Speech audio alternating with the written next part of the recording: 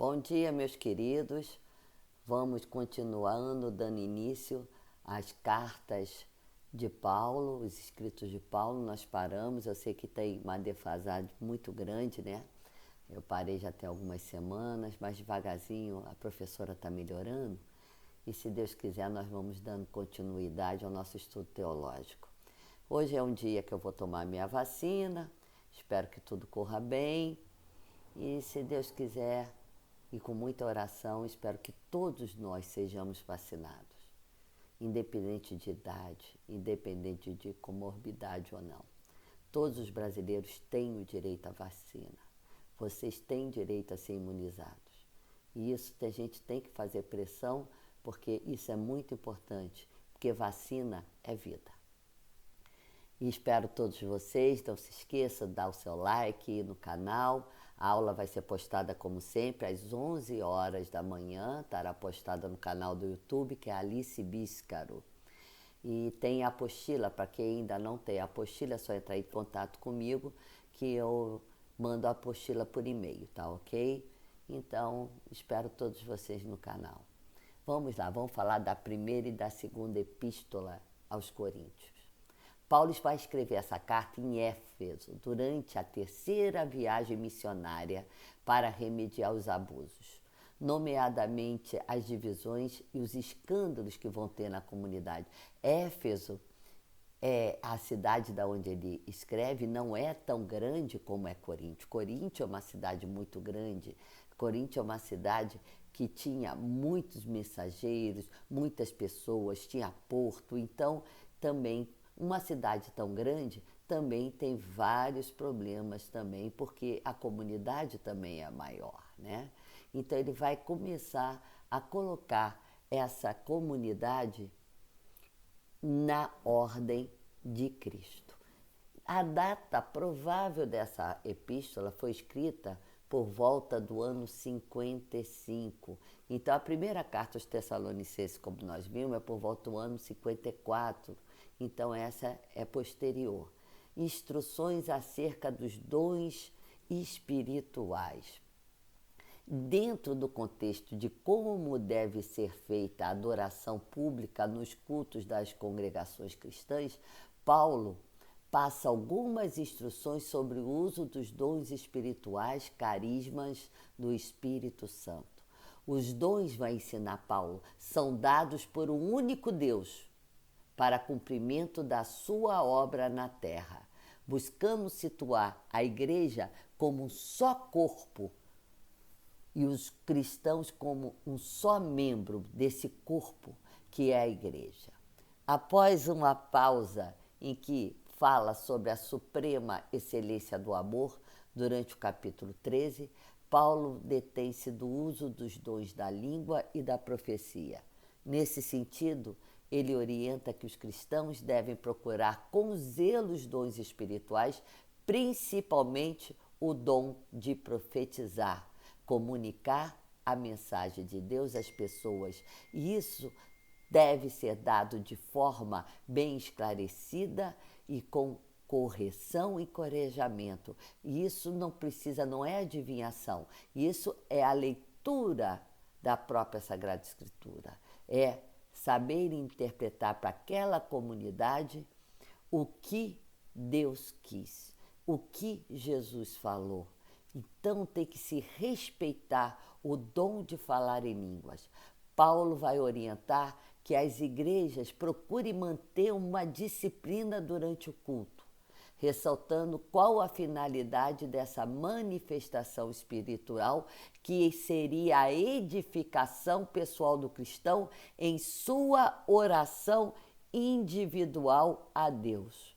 E ele vai falar também da importância da ceia pascal, que isso é muito importante nós notarmos, preocupado com a maneira em que as igrejas de Corinto estavam celebrando a ceia cristã, Paulo vai alertar que tal momento deve ser de reflexão e cita as últimas palavras ditas por Jesus a seus discípulos antes de morrer na cruz.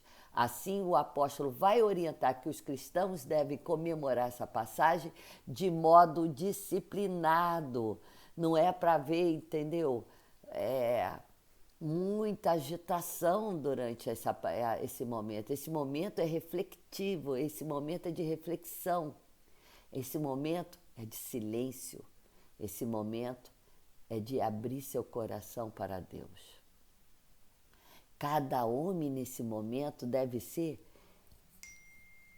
orientado a se examinar antes de comer o pão e de beber do cálice. Então, primeiro, por isso que o padre fala sabiamente, quem não tiver preparado não pode comungar o corpo e o sangue de Cristo, porque você tem que fazer um exame primeiro.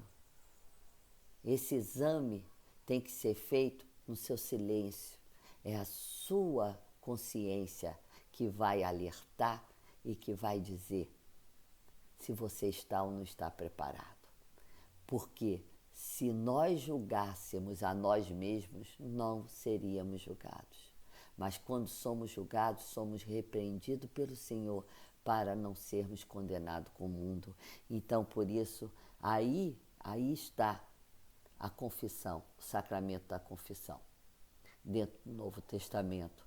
Então, vamos primeiro pela nossa consciência. Se a nossa consciência acusar, procure o sacerdote, faça a sua confissão para que você tenha realmente uma ceia correta. Ele vai também falar sobre a ressurreição dos mortos.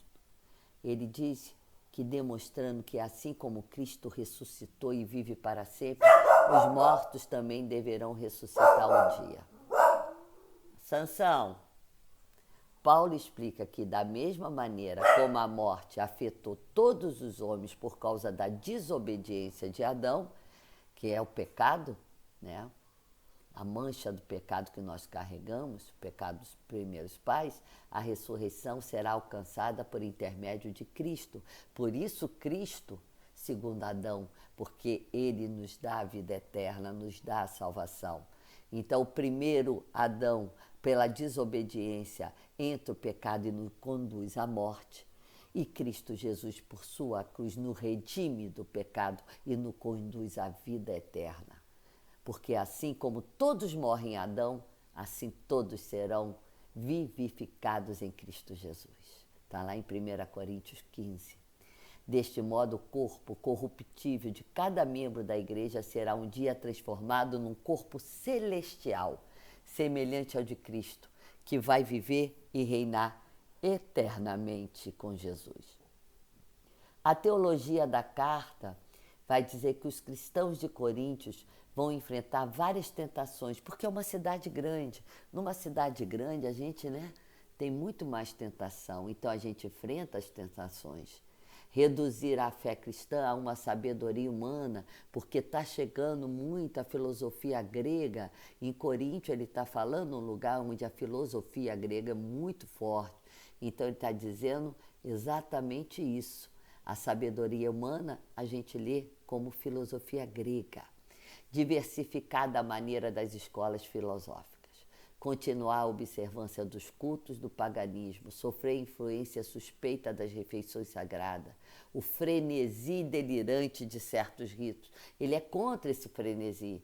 Ele diz que nós temos que ter uma liturgia contida, uma liturgia correta, sem exaltação. Tiver ainda dificuldade de conciliar o mistério fundamental da ressurreição dos mortos com as doutrinas dualistas das filosofias gregas. O interesse e a atualidade dessa carta, através dela sentimos ao vivo o pulsar de uma comunidade cristã muito rica, a forte personalidade de Paulo, consciente das suas responsabilidades e a presença constante do ressuscitado que vai animar a comunidade e a tudo que dá sentido. Na segunda epístola, nós vamos ver que Paulo vai escrever essa carta provavelmente depois de ter abandonado Éfeso e quando se encontrava já na Macedônia. E a gente percebe isso no capítulo 2, versículo 3 e no capítulo 7, versículo 5. E essa carta já é lá no final do ano 56. Não é fácil reconstruir os acontecimentos que se passaram depois da primeira carta. Mas quando o apóstolo decide escrever essa segunda carta, faz novamente ele reconforta, porque ele vai dizer que ele recebeu boas notícias de Tito. Tito estava em Coríntios. Então, Tito se encontra com Paulo por volta do ano 56, final do ano de 56, e diz que a primeira carta dele deu frutos bons. Então, essa carta é um estilo totalmente diferente. A primeira carta é exortativo para que a comunidade mude. Agora, ele tendo essas boas notícias de Tito, essa segunda carta já tem um estilo literário diferente, é apaixonada, é vibrante.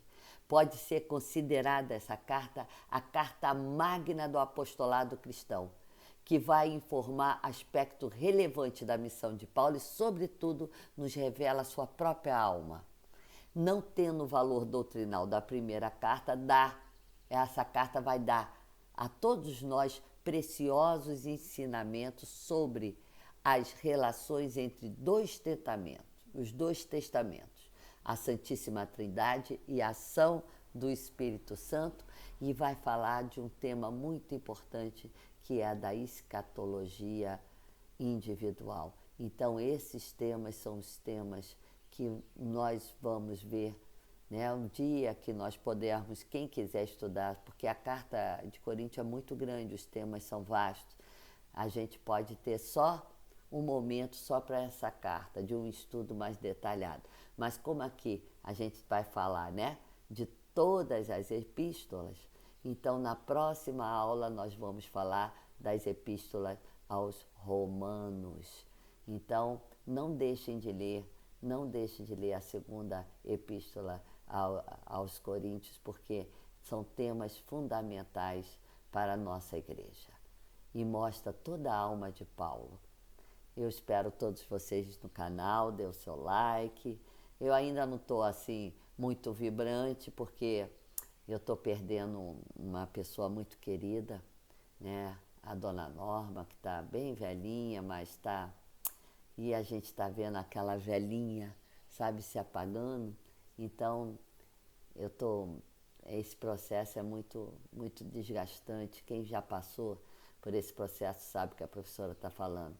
Então, eu estou muito desgastada emocionalmente, mas se Deus quiser, Deus vai me dando essa força, vai me levantando, e com vocês me dão muita alegria. E eu agradeço sempre a Deus ter essa vocação do ensino, porque eu tenho meus alunos. Meus alunos são meus amores, minha família.